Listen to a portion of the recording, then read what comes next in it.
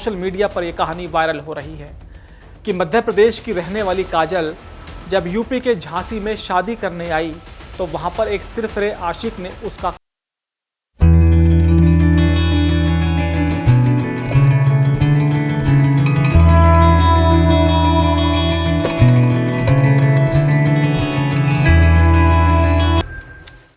जो beauty parlour का शीशा था वो टूटता है एक आवाज के साथ। सभी की समझ में आ गया था कि ये आवाज सामान्य नहीं थी। उसने काजल को गोलियों से छलनी कर दिया।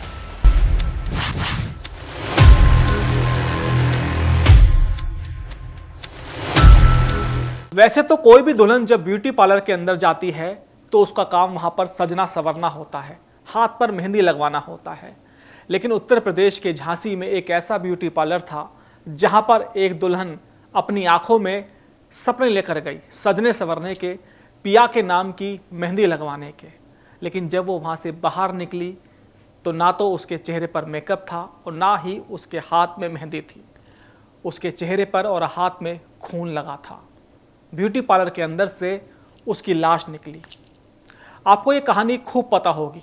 सोशल मीडिया पर यह कहानी वायरल हो रही है कि मध्य प्रदेश की रहने वाली काजल जब यूपी के झांसी में शादी करने आई तो वहां पर एक सिरफिरे आशिक ने उसका कत्ल कर दिया। क्या है सिरफिरे आशिक की कहानी, ये आपको अच्छी तरह से मालूम होगा।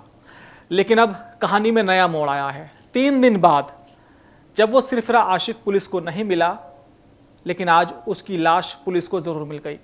मध्य प्रदेश के मुरैना में सिरफिरे आशिक की लाश एक होटल से बरामद हुई। उसने अपने आप को फांसी लगा ली थी।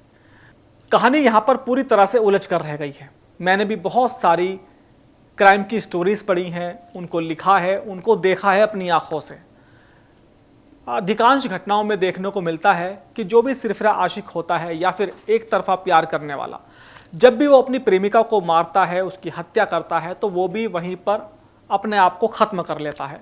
लेकिन ये बहुत ही अलग तरह का मामला है। 3 दिन बाद एक सिरफिरा आशिक सुसाइड करता है।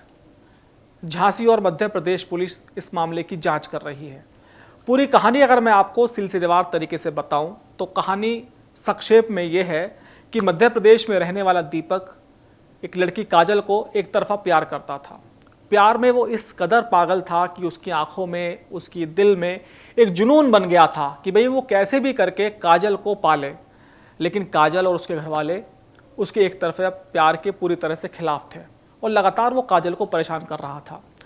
और सिरफिरे आशिक से पीछा छुड़ाने के लिए, उसकी परछाई भी काजल को ना छुए, उसके लिए काजल के घर वालों ने उसकी शादी उत्तर प्रदेश के झांसी में तय कर दी। शादी तो हालांकि वो मध्य प्रदेश में करना चाहते थे, लेकिन दीपक उनको अपने दोस्तों के साथ लगातार परेशान कर रहा था, इसलिए वो झांसी में आ गए और यहाँ पर एक बैंक्वेट हॉल में शादी तय कर दी गई। शादी का दिन तय हो गया था। अचानक जो दुल्हन है काजल, वो अपनी कुछ सहेलियों के साथ ब्यूटी पार्लर में जाती है, लेकिन वो इस बात से अनजान थी कि जो उसका सिरफिरा आशिक है वो वहाँ तक पहुँच जाएगा। करीब 3 घंटे तक दीपक ब्यूटी पार्लर के आसपास रहा और उसके बाद वो वेट करने लगा काजल का। लेकिन जब काजल वहाँ से नहीं निकली तो वो ब्यूटी पार्लर के अंदर दाखिल हो गया। काजल से लड़ने लगा और कहने लगा कि मैं तुमसे प्यार करता हूँ, या तो तुम मेरे साथ वापस चलो, मेरे से शादी करो, या फिर मैं तुम्हारी यहीं हत्या कर दूंगा। काजल भी उस पर गुस्सा हो गई और उसने धक्का देकर उसको बाहर निकाल दिया। और जो ब्यूटी पार्लर की संचालिका थी उसने भी दीपक की पिटाई करनी शुरू कर दी और कई महिलाएं उसके ऊपर पिल पड़ी। दीपक बाहर चला गया, लेकिन अचानक थोड़ी देर बाद जो ब्यूटी पार्लर का शीशा था वो टूटता है एक आवाज़ के साथ। सभी की समझ में आ गया था कि ये आवाज़ सामान्य नहीं थी। उसने काजल को गोलियों से छलनी कर दिया और उसके बाद वहाँ से वो फरार हो गया। उत्तर प्रदेश पुलिस यानी कि झांसी पुलिस इस मामले की सीसीटीवी देखती है तो उसमें पता लगता है कि दीपक अकेला नहीं था, उसके साथ 2 और लोग थे। वो वहाँ से फरार हो गया। सबसे बड़ी बात आप देखिए कि दीपक झांसी में मर्डर करता है और मध्य प्रदेश निकल जाता है। वायरलेस पर भी जानकारी दी गई, फ़ोन पर भी पुलिस ने जानकारी दी कि भाई आसपास के जो पुलिस स्टेशन है, चौकियां हैं, नाकेबंदी करके कैसे भी उसको पकड़ा जाए, लेकिन वो पुलिस की पकड़ से फरार हो जाता है। 3 दिनों तक उसका कुछ नहीं पता चलता। सोशल मीडिया पर और देश की मुख्य मीडिया पर यह मामला छाया रहता है कि आखिर ब्यूटी पार्लर के अंदर दुल्हन का मर्डर करने वाला सिरफिरा आशिक अभी तक नहीं पकड़ा गया। अब खबर आती है मध्य प्रदेश से। वहाँ पर एक लॉन्ज में एक व्यक्ति की लाश मिलती है लटकती हुई, यानी कि उसने सुसाइड किया था। बाद में उसकी पहचान होती है दीपक के रूप में। अब कहानी का ट्विस्ट यहीं पर है कि जो सिरफिरा आशिक था उसने 3 दिन बाद सुसाइड क्यों किया, ये सबसे बड़ा सवाल है। इसके पीछे किसकी साजिश है, क्या पूरा मामला है, कहानी समझ से परे है। अब पुलिस का कहना है कि जब तक उसके 2 दोस्त पकड़ में नहीं आते पुलिस की, तब तक कुछ कहना मुश्किल है। लेकिन इतना ज़रूर है कि जो सिरफिरे आशिक हैं उनसे सभी को सावधान रहना चाहिए। एक तरफा प्यार करने वाले लोगों से सावधान रहना चाहिए, क्योंकि ये मानसिक रूप से कहीं ना कहीं परेशान होते हैं। इनकी मानसिकता पूरी तरह से विकृत होती है और लड़कियों को ये लोग तंग करते हैं।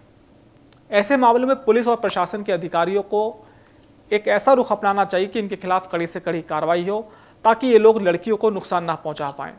देश में बहुत सारे आंकड़े हैं। अगर आप एनसीआरबी के आंकड़ों को देखोगे या स्टेट जो क्राइम रिकॉर्ड ब्यूरो होता है उसके आंकड़ों को देखेंगे, तो बहुत सारी ऐसी घटनाएं देखने को मिलती हैं कि जहां पर जो लड़कियों को आशिक तंग करते हैं एक तरफा प्यार में, उन लड़कियों के ऊपर या तो एक समय में एसिड फेंका जाता था या फिर उनकी हत्या की जाती थी।